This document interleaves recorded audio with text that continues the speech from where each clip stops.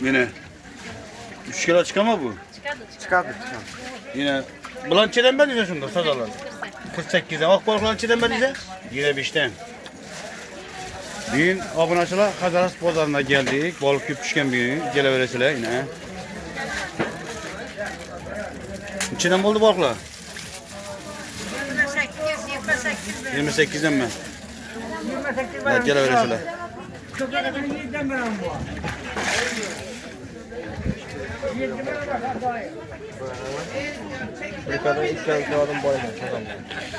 Hayatım yürü. Yine sazan. Hayatım sen kalkıyor ben. Okan balığı ki kettesi yine. Yine. Okan balığı ki. Bunu içiden ben diyeceğim bunu. Bunu 40'tan ver. 40'tan mı? 3 kilo uçarım kilo. Kette böyle yine. Yine.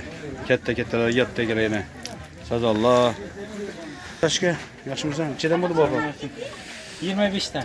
Kana güzelten birisini. Yine. Çekil çıkardı bular. 1700 1800. 25 milyon. Yine bir işimiz yok. Arzon. 30 lira oldu. İçeden ben değil. Bunlar 27, pisti bile 40'tan. Pistolü 40'tan verdin ya. Saz alan içeden verdin ya. Sonra 50 son, bunun 48 veremem. Öyle tuttu gene. Sudakla 40'tan buldu ha. Derin balıkım gitti yine. Gecелere salam. Rozayet bilen de, rozavçılık bilen hemen tebrikimiz. Acayip bu yine günahlar dökülen o ay bu. Ay malades. Bir şunda balık köpçüken ha. Balık köy acayip hem de. Nereden balık ya tuttu? Size sağ ol nelerden? Yani kendi. Ha? Bak balık aşıma makar ama bu yaşıma. Sudak aşıma. Aytun kay. Balık kaçma, suda kaçma. Şimdi sudak yiyecek, sudak yedi. Ok balık ne? yedi, ok balık hem zakon. Nelerden geldi? Yine abanasıla kudalasa bir balık köpçüke. Aa balık içeden belliyiz. 33 elem 33. 33 beresin ha. İçiden buldu ilan balık. Ulan bak 50'den ver. 50'den ha. Bu biraz geç ama. Ama içeden buldu balık. 28. 28'den beriyiz ha. Ay kette balık yine acayip gelir ettiğini. Ullu balık yine. Pazarlık. Gel öyle size. Ne balık? Bir balık köpçüke. Balık köp arzon. 50'den mi? Çekil çıkardı bu. Biliyorum kiloda 2 kiloda. Var ha. Yine suda olasa geleveresiler balık köpçüke Mimoza'da. Kapan içeden ben balıkları. 28. 28'den mi?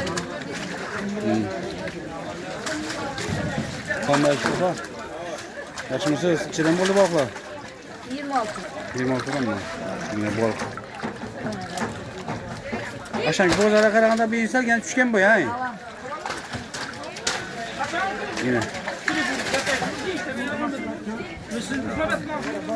İçiden buldu. 25'ten mi? 25 milyondan beri de gele yine. Bin balık köpüşken, abone sala gele vereseler yine. Misin?